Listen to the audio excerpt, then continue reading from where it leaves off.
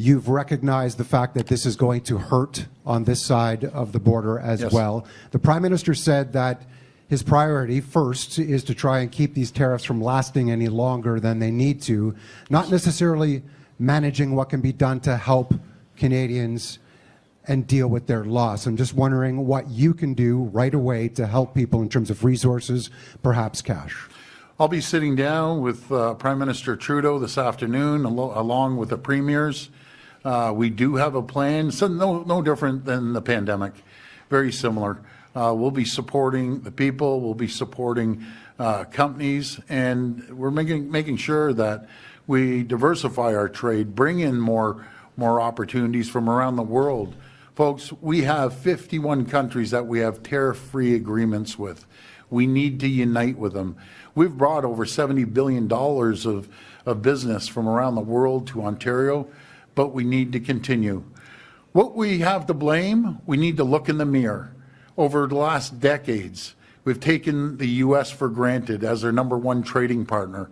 We need to speed up approvals on critical minerals that the world wants, the Americans need, and we have. We can no longer take 10 years to get shovels in the ground. This is what we need to do on many areas. We need to move quickly. We need to move quickly on infrastructure projects across Ontario.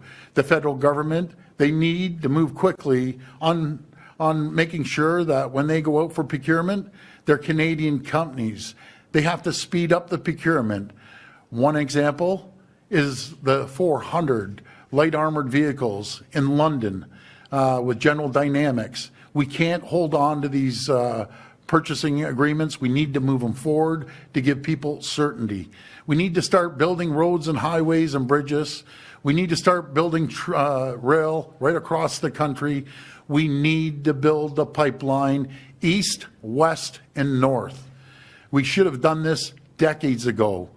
Again, we need to move quickly on this because this isn't the end of Donald Trump.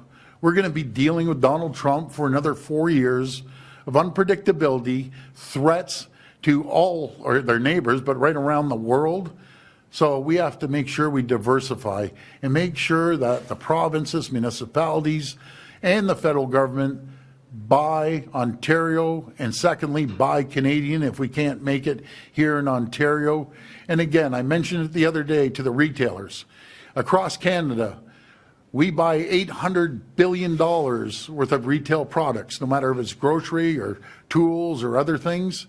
We have to make sure we onshore these products. And if the big 5 retailers or 6 retailers in the groceries, you can't find it anywhere else, we will make it here in Ontario or other places around the country. We need on the shelf talkers. I love, by the way, the apps that are coming out. But little Ms. Jones that are walking down the aisle, she's not using that app to scan every single bag and every single product. They need to put it very clearly on their shelves. And I'm asking for their support. And if they don't do it, I will legislate it. You put your price, you put the Canadian flag beside the price. And the other ones, I need every product from the U.S. to have the price in an American flag.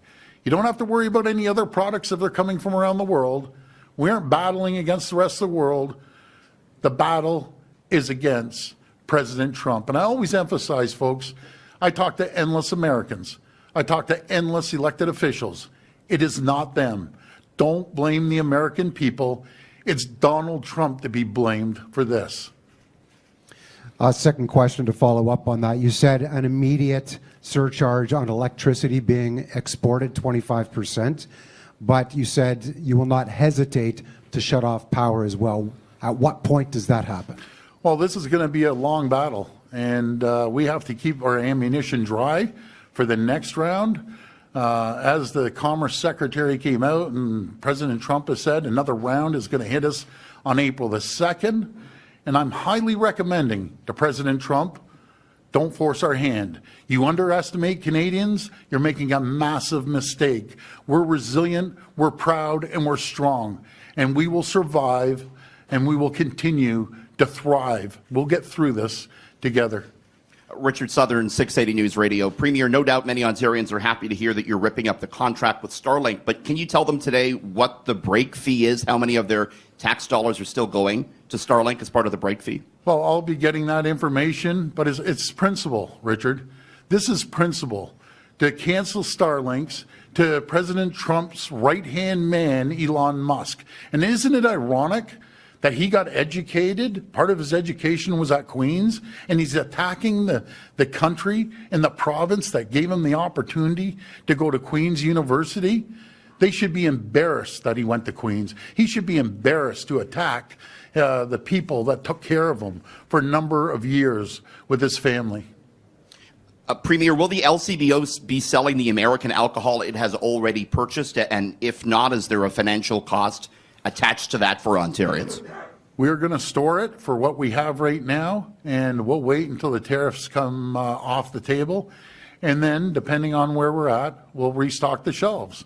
But in the last a few days, we've been sending a letter down to the governors and all the suppliers of the states saying that these tariffs continue, they're coming off. And as I always use the bourbon as an example, but there's many. But the governor of Kentucky said, don't touch our bourbon. And I said, Governor, that's the first thing we're going after. We're going after their bourbon. I can tell you the people in Kentucky, they're great people. Do anything, but don't touch the bourbon. Well, we're the largest purchaser of bourbon in the world for Kentucky bourbon manufacturers. They're done. They're gone. And I want to thank Senator Mitch McConnell that stood up, one of the few senators, and the other senator slipped my mind from Wisconsin, that actually stood up against Donald Trump. I encourage other congresspeople, other senators, other governors to stand up to Donald Trump. He's two votes short in Congress. If he loses 2 votes, he'll be short of getting his tax breaks. So the congresspeople in the red states, you need to speak up for your people, because your factories are going to be empty, they're going to be shut down, there's going to be unemployment, inflation's going to hit, and it's going to hurt the American people. You need to speak up against Donald Trump and speak up for your people. That's what we do here in Canada.